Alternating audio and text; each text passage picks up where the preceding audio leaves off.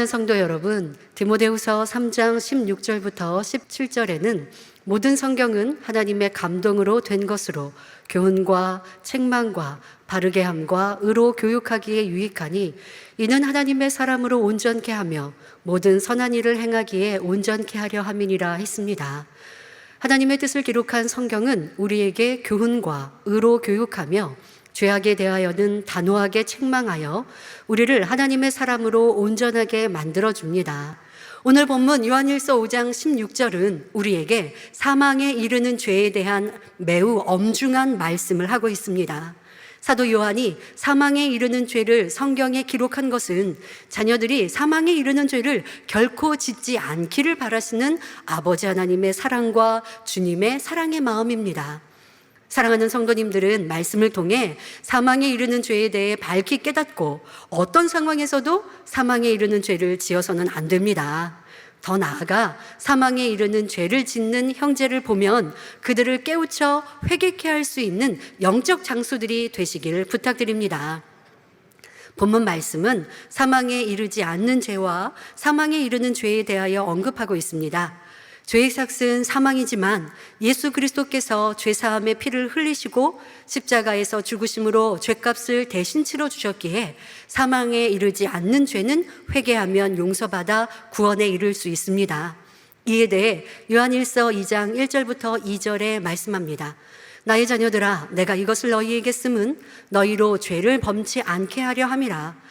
만일 누가 죄를 범하면 아버지 앞에서 우리에게 대언자가 있으니 곧 의로우신 예수 그리스도시라. 저는 우리 죄를 위한 화목제물이니 우리만 위할 뿐 아니요 온 세상의 죄를 위하심이라 하셨습니다. 사실 예수 그리스도를 믿어 성령 받고 하나님의 자녀가 되었으면 더 이상 죄짓지 않고 계명을 지키며 형제를 사랑해야 마땅합니다. 그러나 아직 신앙이 온전하지 못할 때는 죄를 짓는 경우도 있고 계명을 지키지 못할 때도 있습니다. 자, 이런 죄는 회개하면 우리 주님께서 용서해 주십니다. 그런데 어떤 죄들은 이렇게 회개할 수조차 없는 경우가 있습니다. 회개할 수 없는 죄이기 때문에 회개의 영이 임하지 않고 회개하지 못하니 하나님의 용서를 받지 못하여 결국 사망에 이르게 됩니다. 자, 이런 죄를 사망에 이르는 죄라고 하는 것입니다. 자, 그러면 사망에 이르는 죄가 무엇인지, 왜 사랑이 많으신 하나님께서 용서하시지 않는다고 말씀하시는지 구체적으로 살펴보겠습니다. 자, 먼저 사망에 이르는 죄로 히브리서 6장 4절부터 6절을 보겠습니다. 한번 비침을 얻고 하늘의 은사를 맛보고 성령에 참여한 바 되고 하나님의 선한 말씀과 내세의 능력을 맛보고 타락한 자들은 다시 새롭게 하여 회개케 할 수 없나니 이는 자기가 하나님의 아들을 다시 십자가에 못 박아 현저히 욕을 보임이라 하셨습니다. 우리를 죄에서 대속하시기 위해 처참한 고난을 당하시고 십자가에서 피 흘려 죽으신 예수 그리스도를 다시 십자가에 못 박는 죄를 짓는 사람은 결코 용서받을 수 없습니다. 가룟 유다를 생각해 보시기 바랍니다. 가룟 유다는 예수님의 공생의 기간 중 소경이 눈을 뜨고 귀머거리가 듣고 벙어리가 말하며 안진뱅이가 일어나 걷고 뛰는 것을 보았습니다. 그러나 가룟 유다는 은 30을 받고 스승이신 예수님을 악한 자들에게 팔아넘겼지요. 이것은 무엇을 의미합니까? 수많은 표적과 기사를 베푸시며 천국 복음을 증거하시고 하나님의 살아계신 역사를 펼치신 예수님을 부인한다는 것입니다. 예수님을 하나님의 아들로 인정하지 않는다는 것이죠. 이런 가룟 유다는 후에 양심에 찔려 견딜 수 없자 은 30을 돌려주고 어찌하든 회개하려 하였습니다.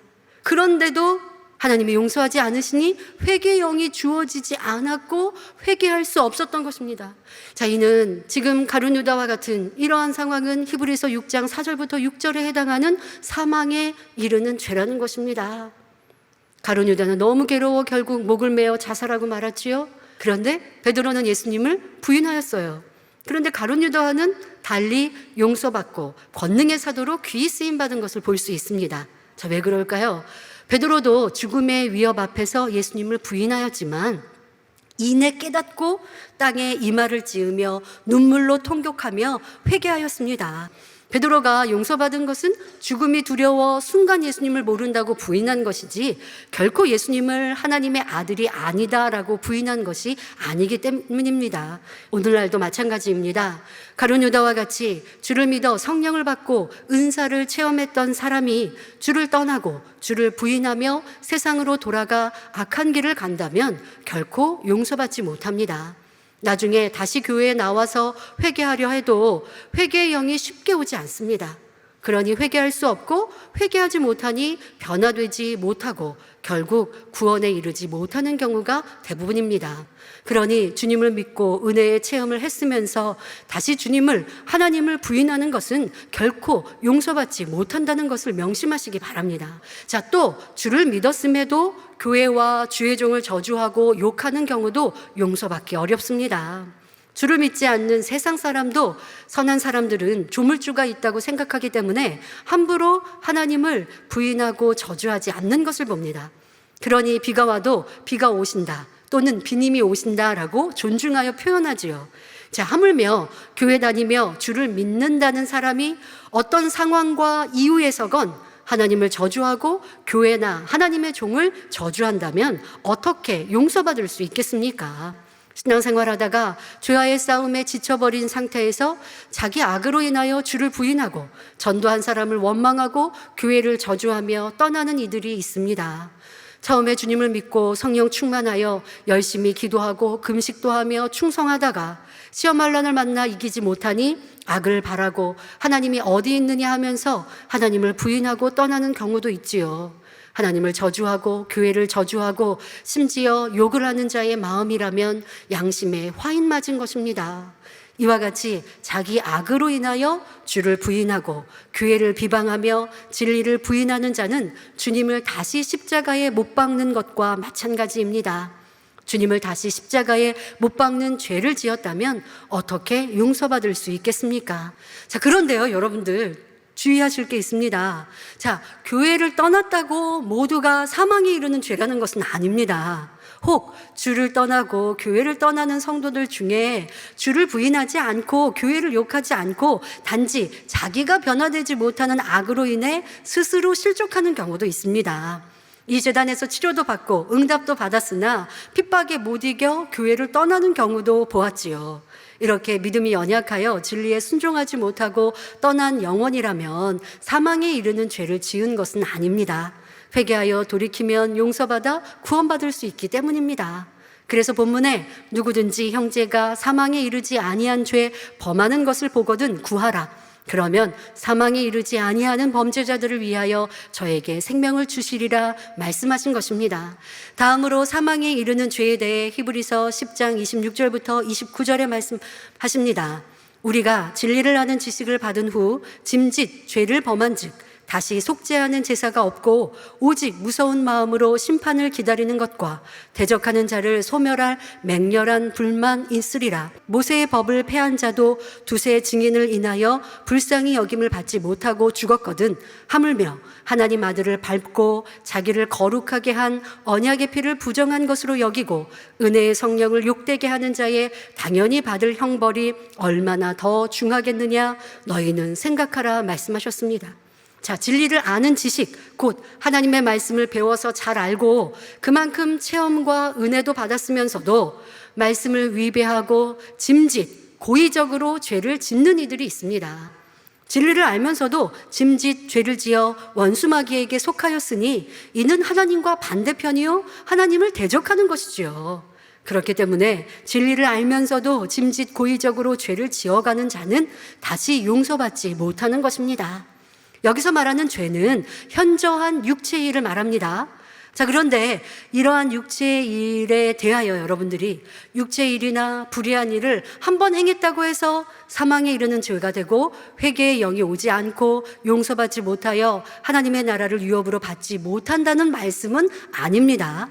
하나님이 싫어하시는 죄요 악임을 잘 알고 내주하시는 성령께서 탄식하심을 알면서도 중한 죄를 거듭거듭 짓고 있는 것, 이것을 말씀드립니다.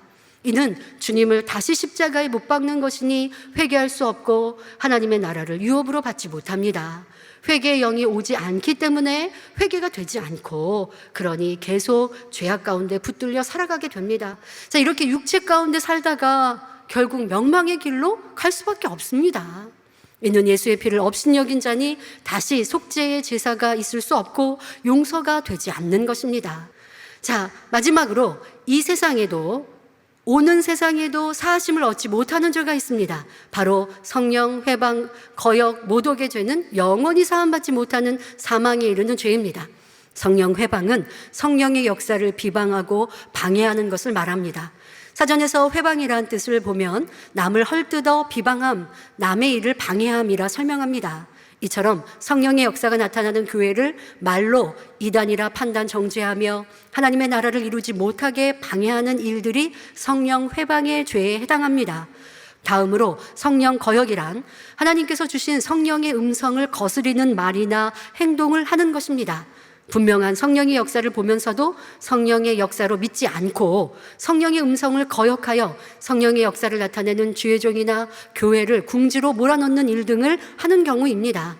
마지막으로 성령 모독은 하나님의 영이신 성령을 욕되게 하는 경우를 의미합니다. 예를 들어 성령의 역사를 사단의 역사라고 하거나 반대로 성령의 역사가 아닌 것을 성령의 역사라 한다면 이는 하나님의 능력과 신성을 욕되게 하는 죄입니다. 성령 모독은 쉽게 말하면 성령 명예훼손죄와 같습니다.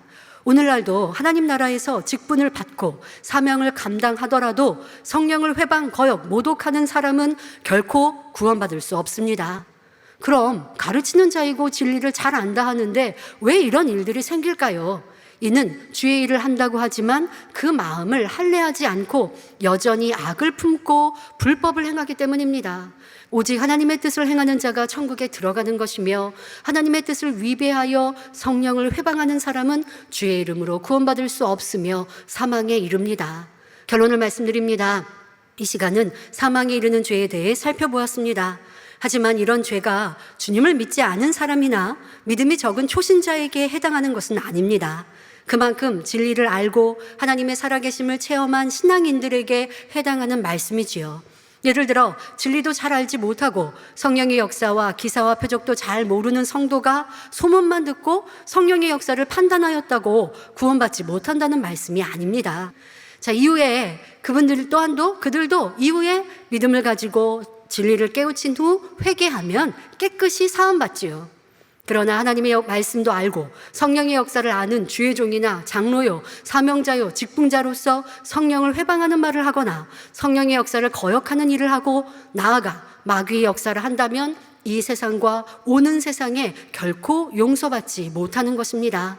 대부분의 성도님들은 이런 죄와 상관없이 신앙생활하고 계실 텐데요. 우리는 이렇게 세밀하게 하나님의 뜻을 배울 수 있음에 감사하고 교계와 세계 선교를 위해 더 간절히 기도하는 것이 우리의 사명일 것입니다.